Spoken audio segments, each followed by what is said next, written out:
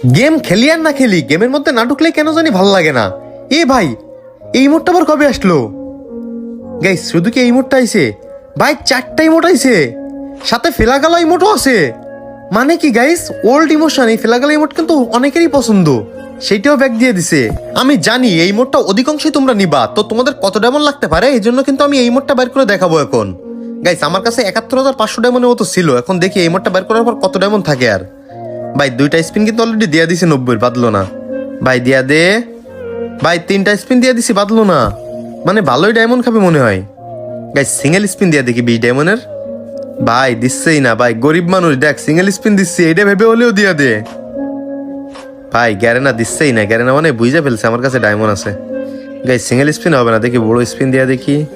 ভাই দিচ্ছেই না, এটা কি কতগুলো ডায়মন্ড খাবে বুঝলাম না।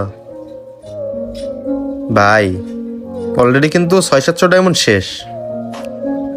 কি ভাই 90 ডায়মন্ড, কি 90 ডায়মন্ড কিন্তু টাকা লাগে না ভাই।